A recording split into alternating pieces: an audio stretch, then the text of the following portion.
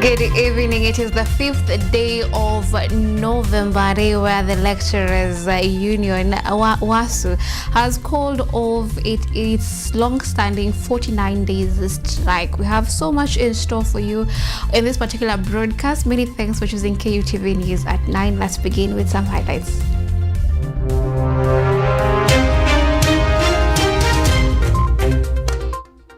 Lecturers call off 49-day strike as government and unions agree to return to work.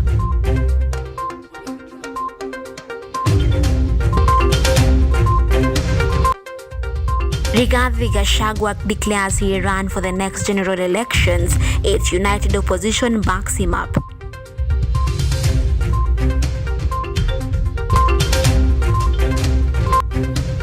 IEBC targets 6.8 million new voters in enhanced registration before the upcoming general elections.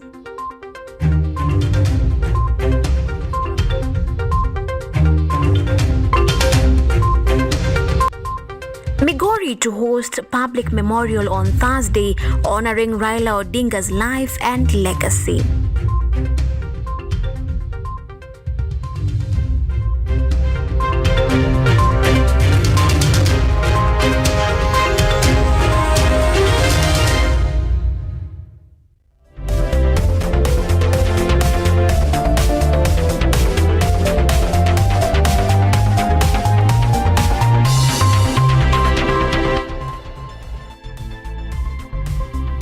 This is KUTV Primetime News with Yvonne Kemuma. On the sign language interpretation is Mutava Mungeli. Do engage with us on X at KUTV_Kenya and at Kemuma_Monari. We are streaming live on YouTube at KUTV News Kenya. Now, learning is set to resume in public universities after lecturers called off their strike that had paralyzed academic activities across public universities for nearly 49 days since September. This comes after the University Union signed a return to work agreement with the government, paving the way for dialogue on a new collective bargaining agreement for the 2025-2029 period, expected to be concluded within 30 days. The suspension of the lecturers' strike by the university's academic staff union WASU and the Kenya University Staff Union KUSU now offers relief to thousands of students in public universities who had been out of class for almost 2 months.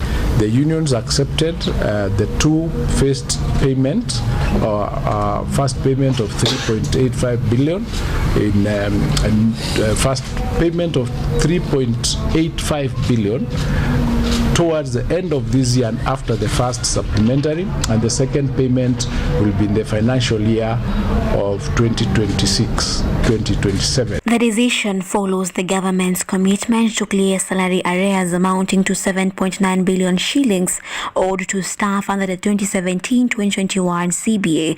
The payments will be made in 2 phases, the first between November and December this year and the second in July 2026. We are not leaving this industrial action with all what we wanted, which was immediate full implementation of 7.9 billion, but we have secured the 7.9 billion. I want to thank all the organs of the union, particularly National Executive Council and the National Delegate Council yesterday, that gave me power to call off this strike. WASU confirmed that the withheld September and October salaries will also be released by Monday next week, November the 10th of 2025. We have taken care of each and every item so that when these members of staff go back to work, they're going back to work assured that their jobs are safe. Public universities are now expected to roll out measures such as weekend classes to recover lost instructional time without extending the academic calendar or delaying graduation ceremonies. Yvonne Kemuma. Now, the DCP party leader Rigathi Gachagua has reaffirmed his commitment to vie for the presidency come 2027, saying he will be on the ballot if the united opposition endorses him as its flag bearer. This follows widespread rumors that he intends to step down in support of Wiper Party leader Kalonzo Musyoka. Former Deputy President Rigathi Gachagua has accused President William Ruto of fueling propaganda through what he termed state-sponsored media to create divisions within the united opposition. Gachagua dismissed reports alleging that a secret meeting had been held to craft a power-sharing agreement, barring him from contesting the presidency in 2027 in exchange for 50% of the government's power structure under the Wiper leader Kalonzo Musyoka. Sasa amefungua factory ya furniture Eldoret. So amesema msitu ifunguliwe ndio watu wakate miti wapeleke kwa factory yake. Amefungua factory ya chuma. Ndio sasa anaweka mambo ya affordable housing. Amefungua factory ya tiles. This man is in every field ya biashara. Mpaka matatu amechukua na watoto wake. Katika huko Mara ameweka hoteli. Aposeli, he is demanding from Governor Lenku 400 acres aweke hoteli. Huko Samburu National Park ameweka. Speaking during the DCP Youth League Forum at the party's headquarters, Gachagua reaffirmed that the DCP party belongs to the youth, emphasizing that he only serves as their voice. He pledged that committed young members will be prioritized for nomination slots in the upcoming general election. And let me confirm, for the avoidance of doubt, we shall have one single presidential candidate. Nimeona Kasongo amesponsor ma headline kwa ile magazeti yake jana. Rigiji asimami ati sijui atawachia wengine ati apewe share ya serikali. Nani nakwambia? Rigiji is a front runner in this race, my friend.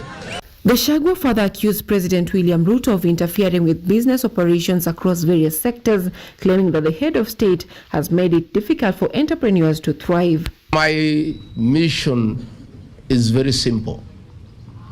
Is to help you, the young people, get rid of Kasongo and take you a rightful place in the governance of this country. Responding to President Ruto's recent remarks that he faces no strong opponent, Gachagua insisted that the 2027 contest will not be between Ruto and any individual politician, but rather between the president and the people of Kenya. Anyango Sylvia, KUTV.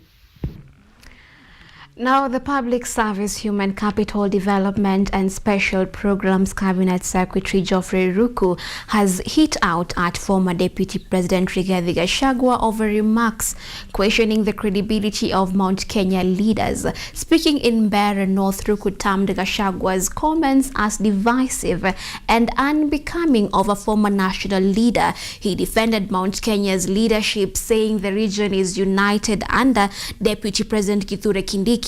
Ruku urged leaders to focus on unity and development, predicting victory for government-backed candidates in upcoming Mount Kenya by-elections. You, Rigiji, and your team, we are going to teach you a lesson from this corner of Mlima. Ndio mnajua, sisi tunaelewa mahali Kenya inaelekea na tunatambua kiongozi wetu, kiongozi wa nchi wa taifa, Mheshimiwa William Samoei Ruto ni kiongozi, ni daktari, huyo sio kagege. Tunatambua Profesa Kithure Kindiki, huyo ni profesa, sio kagege. Hao kagege unatuletea, tutawafagia tarehe 27 mapema watakuwa wameenda nyumbani jameni. Watakuwa wameenda nyumbani. Watakuwa wameenda nyumbani. Karish home. Karish home. Mboe home. Rigiji home. Jaibi home. Kevuti home. Watu wakwenda nyumbani. Now on to matters elections, where the Independent Electoral and Boundaries Commission (IEBC) is gearing up for an enhanced continuous voter registration exercise after the upcoming by-elections, aiming to enlist at least 6.8 million new voters ahead of the coming general elections. This comes even as the ongoing continuous voter registration enters its third week with only 90,020 new voters registered so far. With the time running out before the 2027 polls, the IEBC is stepping up efforts to boost voter registration nationwide. The Commission plans a massive drive targeting 6.8 million new voters, placing special emphasis on mobilizing young people to take part in the democratic process. Speaking in Mombasa, IEBC chairperson Erastus Edung revealed that only 3,976,000 new voters have been registered so far. The Commission now targets to enroll an additional 183,000 voters across Mombasa's 6 constituencies, aiming to raise the county's voter base to 825,000 before the next election. For Mombasa, unfortunately, we are below 4,000. So we have, to be exact, 3,967. That's the latest figures as of the close of the first month. And countrywide, we are targeting to register around 6.8 million new voters. Erastus urged Kenyans to help rebuild trust in the electoral body and resist misinformation, assuring that strong safeguards are in place to ensure credible elections. He also challenged the youth to overcome electoral apathy and take ownership of their role in shaping the country's future. So when you decide, we've put in as a commission measures to ensure that the old practice where some politicians will come and collect your IDs and then transfer you without your knowledge to another polling station, that has stopped. Because we will require you, when you want to do it yourself, you have to put your fingerprint to our KIMS kit or the biometric machine to ensure that you validate that transfer. On his part, IEBC CEO Marjan Hussein appealed to young people to transform their activism into civil action by registering to vote. But I want to say that youth, you have the power to make any meaningful change in this country. And in order for you to do that, you have to have your voice to be heard. The only way your voice can be heard is through the ballot, not fighting. You can't go to the street and achieve what you want to achieve. You need to go to the ballot and make sure that you achieve your objective. By doing so, you'll actually get good leaders who are going to ensure that you have development. If you want to have an impact, a lasting impact in society, your voter's card is the silver bullet. So please don't feel like this is all for nothing, because that is the biggest challenge that we have. Youth thinking and believing that their single vote will not make a difference. And that is what we want to urge the youth out there. Your single vote matters. The enhanced continuous voter registration exercise is expected to kick off after this month's by-election.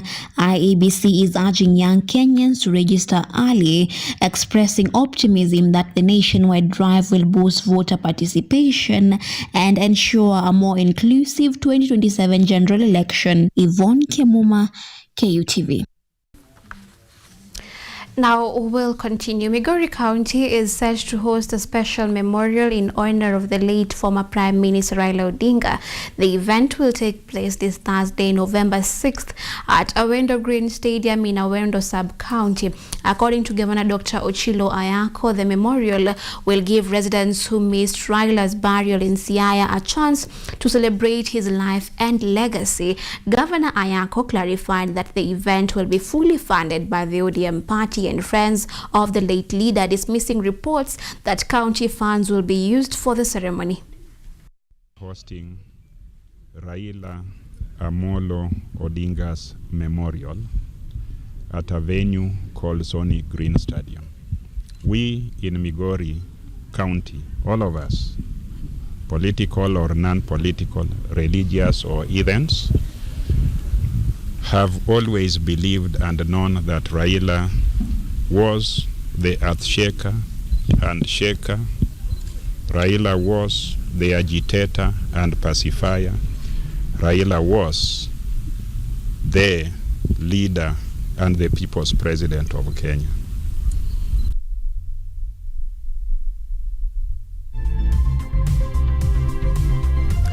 Now, from that report, we will take our first commercial break here on KUTV News at 9. I do hope to see you on the other end. Keep it KUTV.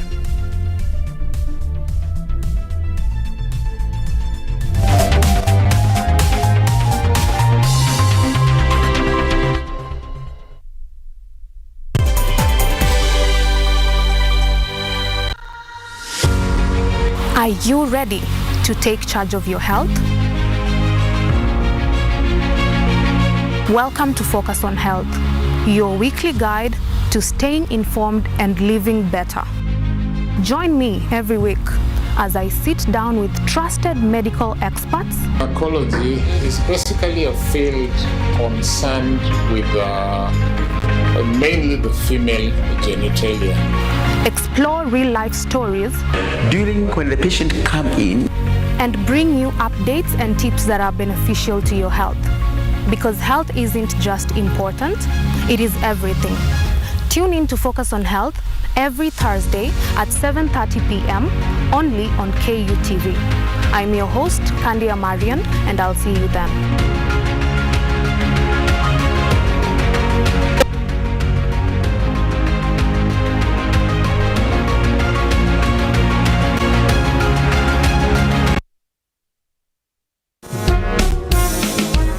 A new era, a new people.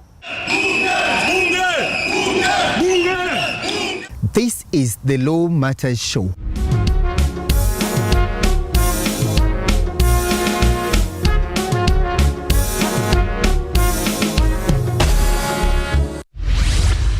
A program that brings you legal sensitization on your television. My statement is written and just the quote the prosecution. I think that this loss is a setback for Raila Odinga. What policy recommendations were fronted by the candidate? With diversity, we demystify important legal issues locally, regionally, and internationally. What Tanzanians. Join me, Elvin Onsongo, as I bring you more insights on law matters. We are looking at social issues. What is the problem? Is it the economy? Is it... Law Matters Show, creating awareness, advocacy, and enhancing lives.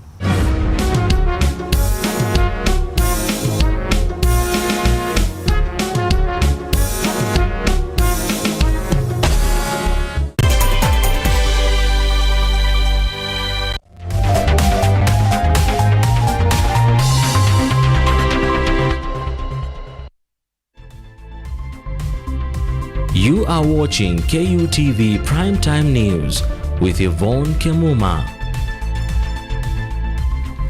And welcome back. On the sign language interpretation is Mutava Mungeli. Continue engaging with us on X at KUTV_Kenya and at Kemuma_Monari will continue. Now, a section of leaders from Kirinyaga County have continued to pile pressure on the national government to halt privatization of Mwea rice mills, which has been listed as one of the government parastatals set to be sold. This comes after Kerugoya High Court temporarily halted the process after Mwea rice farmers filed a case in court opposing the move by the national government to sell the company. Here is more from our reporter James Baraka. The rice mills of Mwea belong to the people of Mwea. As the importation of duty-free rice and the move to privatize Mwea rice mills continues to be a threat to the locally produced rice in the country, mounting pressure on the national government has continued to fill the air over this move. Mwea rice mills is not a parastatal that the government can do what it wants with it. It is a limited liability company. Sasa hii kampuni ya watu wawili Kwa maandishi imeandikwa mmoja hawezi kuuza shares zake kabla ya kuambia rafiki yake. Sababu ni kitu wameshikania mara ngapi? Mara mbili. Na mpaka aite wakulima, sababu ni wakulima na serikali wao ndio wenye hiyo factory ya kusiega mchele. Kirinyaga leaders led by former Deputy Governor Peter Ndamberi and former Mwea MP Alfred Nderito strongly opposed the move, saying that they will protect the rice mills, emphasizing that the government must consult with the shareholders first before making such a move. The concerns we raised then are still there, and we shall follow them. And we will not allow anybody to intimidate the people of Mwea. Serikali ya Kenya imeleta mchele kutoka ng'ambo zaidi ya tani 25,000. I think it's 25,000 metric tons. Ndizo wamelete. Lakini wamelete wakati mpunga iko kwa wakulima na society yao MRGM. Mwea Rice Growers Multipurpose Cooperative Society. Wakati hiyo mchele imeingia hapa, imefanya bei ya mchele ya wakulima iende chini. This comes after the Kerugoya High Court temporarily halted the process after Mwea rice farmers filed a case in court opposing the move by the national government to sell the company, where the High Court Judge Edward Mureithi issued the orders until 10th November this year, when he is expected to give further directions on this matter. As this happens, Kirinyaga leaders and farmers alike have lauded the ruling, saying that the privatization of Mwea rice mills will affect rice sector in the area. James Baraka for KUTV. We don't need imported rice in Mwea. Buy our rice first, then import later. Now, Kenya has reaffirmed its commitment to advancing innovation, technological self-reliance, agricultural development, and industrial growth as part of efforts to build a strong and sustainable economy. This came during the China's New Development Africa's New Opportunities Symposium held in Nairobi, an event focused on exploring new avenues of partnerships between China and Africa. This is as Rose Kaguku reports. In a bid to deepen mutually beneficial relationships, Beijing has unveiled a 15-year development plan aimed at expanding economic cooperation and unlocking new opportunities across Africa. The plan emphasizes innovation, technological independence, agricultural modernization, industrial advancement, and boosting domestic demand to enhance long-term sustainability. Kuu ya 20 ya chama cha kikomunisti cha China umefanyika mjini Beijing. Katika mkutano huo, wajumbe wote walijadili na kupitisha mapendekezo ya kuandaa mpango wa 15 wa miaka mitano wa maendeleo ya kiuchumi na kijamii. Unasisitiza juhudi za China katika kufikia maendeleo yenye sifa bora, kuendeleza uvumbuzi wa kijani, mageuzi na ufunguaji wa hali ya juu, na kuimarisha ushirikiano wa kunufaishana pamoja na usalama wa pamoja ifikapo mwaka 2035. Media experts and scientists from Kenya deliberated on the opportunities emerging from China's new development strategies, underscoring the potential for shared prosperity through innovation and collaboration. The intersection of green innovation and agriculture offers one of the most promising frontiers for China-Africa cooperation. This vision resonates strongly with Africans' own priorities under the African Union's Agenda 2063 and the Comprehensive African Agriculture Development Program, CAADP.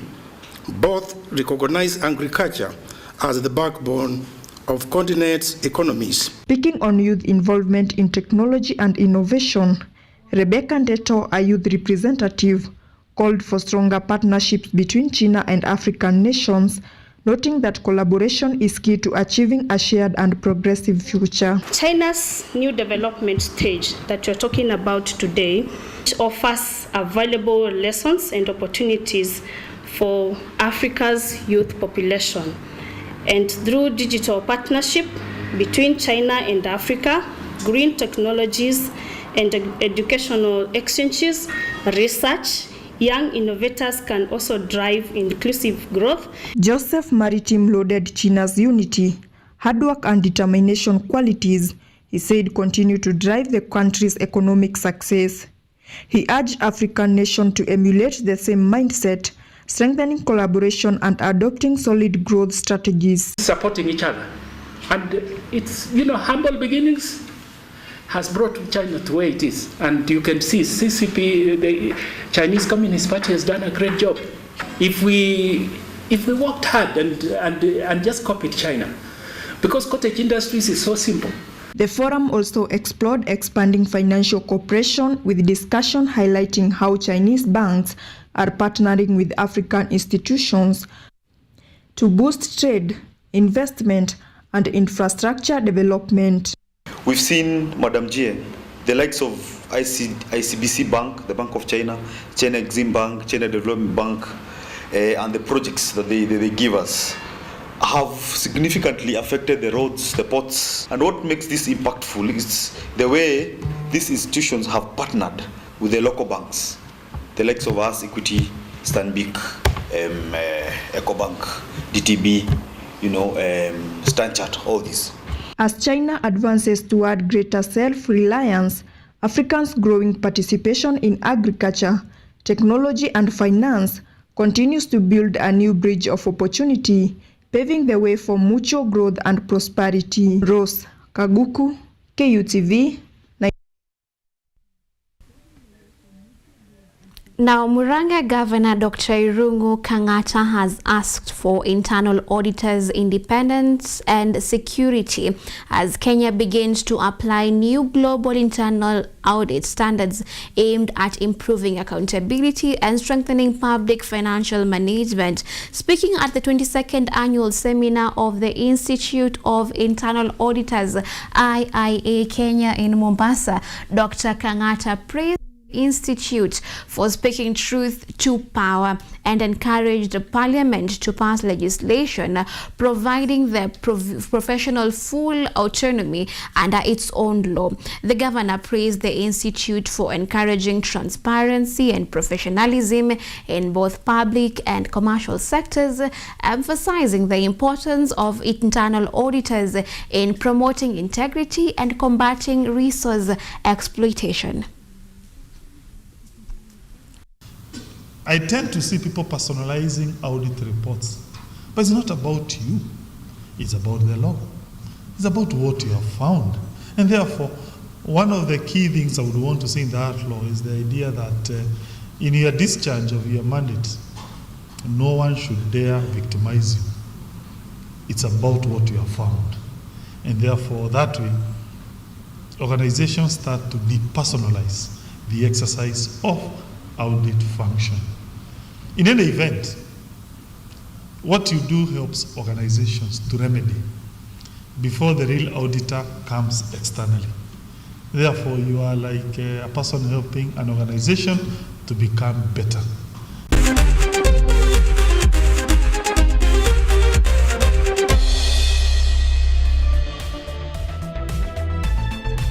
Now on to the sporting world. In the Kenya Premier League, Police FC sinked Sofapaka 1-0, moving them to 8th in the league, 1 point ahead of Sofapaka, who sit on the 9th position. Nairobi United, on the other hand, thrashed Bandari 3-1, climbing to 6th in the league. First half hatuko na speed, tulikuwa somehow slow, but second half tumecheza game yetu, ni chances zimekuja but hatukuweza kuscore. It is about reading the game. What I'm expecting that I was acting according that. Tatizo kubwa kwetu ilikuwa ni referee ametutoa timing. Kitu tunaweza sema ni kuwa officiating leo imekuwa very poor because anapatiana disadvantage zingine zile haziko. And then tena alikuwa analazimisha kukaution watu. Nimesikia akiambiwa na lineman wake, give him caution, hataki kutoa kadi, but pande wetu alikuwa na react sana. So mimi naweza sema vijana wangu tulianza vibaya, but second half tumekuja tukarecover, but officiating imekuwa very poor today. Now, the excitement of the UEFA Champions League continues tonight across various stadiums in Europe as top clubs battle to secure crucial points in the group stage. Pafos FC of Cyprus face a tough test as they host Spain's Villarreal, while Chelsea take on Karabag FK at Stamford Bridge.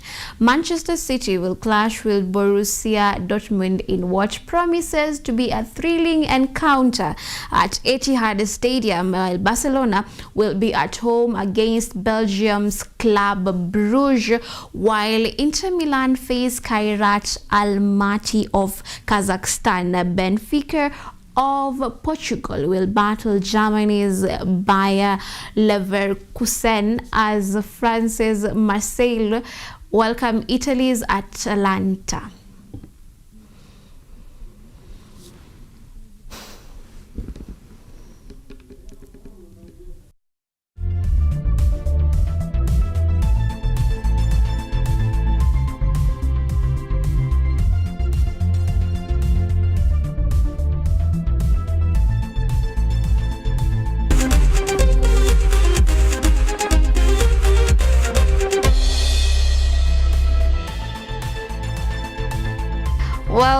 Well, it is that time where we get to say goodbye once again, and thank you so much for joining us tonight on this particular broadcast.